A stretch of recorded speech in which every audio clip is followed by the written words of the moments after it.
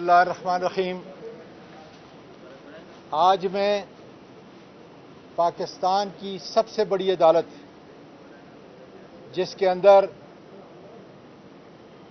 Supreme judicial council کا دفتر ہے، خان صاحب عمران خان کے حکم کے مطابق یہاں پہ آیا کہ 28/7 کو راجہ سکندر اور اس کے ذیلی الیکشن کمیشن کے ممبران کے خلاف جو میں نے ریفرنس دائر کیا تھا اس میں پیش رفت کیا ہے۔ اے میرے ملک کے لوگوں، اے وکلاء، ججز، آپ کو بتانا چاہتا ہوں کہ 49 سال سے میں ہائی کورٹ کے سینئر وکیل کی حیثیت سے انرول ہوں اور مجھ کو اجازت نہیں ہے کہ میں رجسٹرار صاحب کے پاس جا کر اس کا لیگل سٹیٹس جو ہے معلوم کر سکوں۔ اسی راجہ سکندر نے، اس کے ممبران نے میرے ملک کے نظام کو جیلی فارم 47 کے ذریعے جس طرح قومی مجرموں کو زرداری اور شریف خاندان جنہوں نے 40 سال سے اس ملک کا بیڑا غرق کیا ان کو مٹھایا ہے، فیصلہ سازوں نے بلی کو گوشت کا چوکیدار بنا دیا اور یہ توقع کرتے ہیں کہ اب ہمارا ملک جو ہے صحیح چلے گا۔ قاضی فائز عیسیٰ صاحب، بہت بڑی قرآن کی آیت ہے، فاحکم بین الناس بالحق، اس کے نیچے آپ بیٹھے ہوئے ہیں، لیکن آپ کے فیصلے، عامر فاروق کے فیصلے اور راجہ سکندر کا گٹھ جوڑ ہمارے بنیادی حقوق کو ختم کر دیا گیا، ہماری شخصی آزادی کو جو اس آئین کے تحت ہے، سب سے بڑا اختیار اس کا مجھے ہے، وہ ختم کر دیا گیا۔ آج یہ میرے پشت کے اوپر یہ عدالتیں آخری سسکیاں لے رہی ہے۔ 4 مہینے پہلے آپ کا نوٹیفیکیشن ہوا، لیکن منصور علی شاہ کا ابھی تک کوئی نوٹیفیکیشن نہیں ہو رہا۔ آج جیلی پارلیمنٹ کے ممبران کو اغوا کرنے کے لیے ہر حربہ استعمال کیا جا رہا ہے کہ کسی طریقے سے جس طرح جیلی 47 فارم کے ذریعے جیلی حکومت کو اور قومی مجرموں کو اوپر بٹھایا گیا، اسی طریقے سے 2/3 میجارٹی لے کر، جیلی 2/3 میجارٹی لے کر اس آئین کے ذریعے جو سارے پاکستان کے اقوام کا، ساری جماعتوں کا دستخطوں سے یہ قانون بنا، اس کو پاؤں تلے رود کر ججوں کی عمر میں زیادہ یا کمی کی جائے۔ بتانا چاہتا ہوں کہ پاکستان کے وکلاء، پاکستان کی سیاسی سوچ رکھنے والے اس آئین اور قانون کے محافظ خدا کے فضل سے نہیں ہونے دیں گے۔ قاضی صاحب، خدا را اپنا قبلہ درست کریں، اپنے فیصلے اس آئین کے مطابق کریں، قانون کے مطابق کریں جس کا حلف آپ نے اٹھایا ہوا ہے۔ اس ملک کے جسٹس کارنیلس بنے، دوراب پٹیل بنے، کہیں ایسا نہ ہو کہ آپ کا اور عامر فاروق کا نام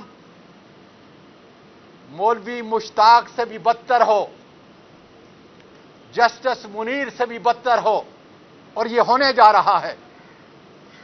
عوام کی نفرت کو دیکھیں کہ آج یہ چھوٹا شخص اعظم سواتی جب کسی شاپنگ سینٹر کے اندر جاتا ہے، مساجد کے اندر جاتا ہے، پبلک پلیسز میں آ جاتا ہے، تو لوگ میرے ہاتھ چومتے ہیں، ماتھا چومتے ہیں، لیکن جنرل باجوہ اپنی گلی میں کھڑکی سے بھی لوگوں کو جو ہے سامنے نہیں آ سکتا۔ یہ ہے عوامی نفرت جس کا ہمیں سب کو احساس ہونا ہے۔ اس لیے قاضی فاضل عیسیٰ صاحب، آپ سے اس قوم کی، اس آئین کی، وکلاء برادری کی، ججز کی بہت بڑی توقعات ہیں۔ اس لیے آپ سے گزارش ہے کہ پی ٹی آئی کے کیس نہ سنیں، عامر فاروق صاحب پی ٹی آئی کے کیس نہ سنیں، عمران خان کے کیس نہ سنیں، ہمارے جتنے اور اسیر ہیں ان کے کیس نہ سنیں، اس لیے کہ ہمیں آپ پہ کوئی اعتماد نہیں۔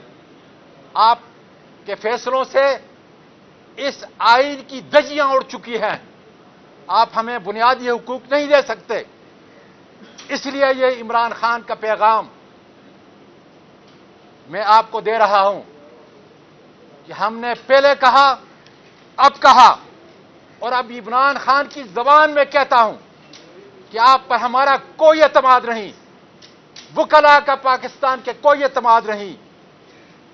بار کونسلوں کو خریدنے سے وہ اعتماد نہیں بڑھے گا، اس لیے قطعاً ہمارا کوئی فیصلہ آپ نہیں سنیں گے، اس لیے کہ آپ انصاف نہیں کر سکتے۔ بہت شکریہ جی۔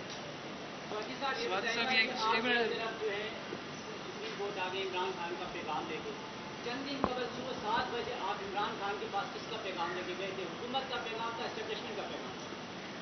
سوال پوچھیے بیٹا، سب سے بڑی بات یہ ہے، اعظم سواتی کے پاس صرف پاکستان کی حفاظت کا، پاکستان کی ترقی کا، انتشار کو روکنے کا پیغام ہے۔ وہ نہ اسٹیبلشمنٹ کا ایجنٹ ہے اور نہ خان صاحب ایجنٹ ہے۔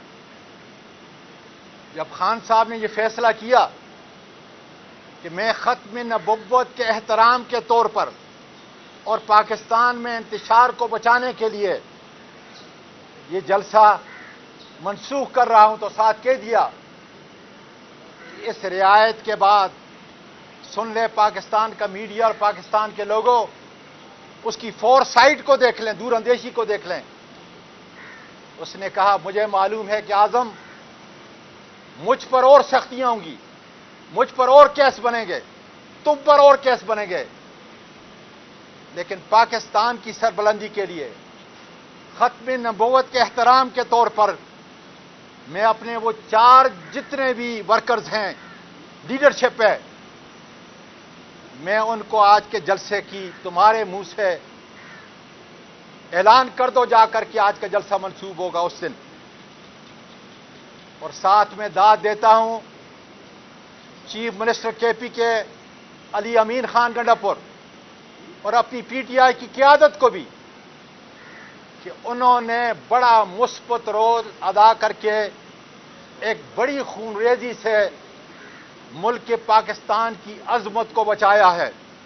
میں ان کو سلام پیش کرتا ہوں کہ ان کی دور اندیشی کا نتیجہ تھا کہ جس کی وجہ سے میرے قائد عمران خان نے یہ فیصلہ کیا، اور آج پاکستان خدا کے فضل سے اس فیصلے سے مثبت سمت کی طرف جائے گا، ہم امید رکھتے ہیں، تاکہ قومی مجرموں، چوروں، ڈاکوں کی حکومت ختم ہو، ہمارا مینڈیٹ واپس ہو اور ملک میں آئین اور قانون کی پاسداری ہو۔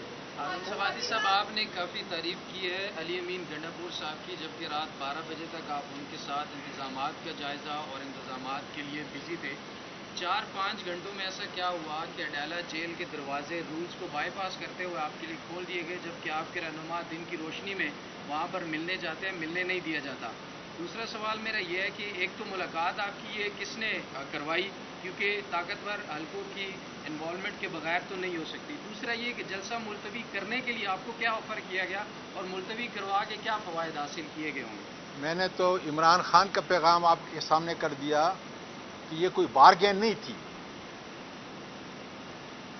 جس نے بھی فیسیلیٹیٹ کیا وہاں پہنچانے میں سمجھتا ہوں ایک مثبت عمل ہے پاکستان کے لیے، پاکستان کے نظام کو بچانے کے لیے۔ اور پھر عمران خان یا میں کسی خوش فہمی میں مبتلا نہیں ہے کہ جلسہ منسوخ ہونے کی وجہ سے ہمیں کوئی رعایت دی جائے گی. ہم صرف ایک چیز چاہتے ہیں پاکستان میں. میرا لیڈر ایک چیز چاہتا ہے, قانون اور آئین کی پاسداری ہو. ہمیں اب بھی کیس اپنے جتنے جیلی کیس ہم پہ بنائے گئے ہیں ہم فیس کریں گے. عمران خان خدا کے فضل سے جیل کی صعوبتیں برداشت کرے گا, ہمیں کوئی رعایت نہیں چاہیے. لیکن خدا را اس ملک پاکستان کو جو سب کا ملک ہے, فیصلہ سازوں کا ملک ہے, انہوں نے حلف اٹھایا ہوا ہے کہ اس ملک کو بچانے کے لیے ہمیں صرف قانون اور آئین کی پاسداری چاہیے, جس سے یہ ملک بچ سکے گا.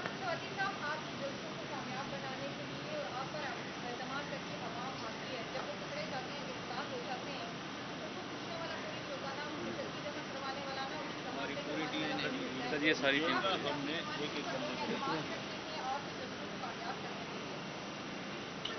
اللہ تعالیٰ کا شکر ہے, میری بیٹی, اللہ تعالیٰ کا شکر ہے,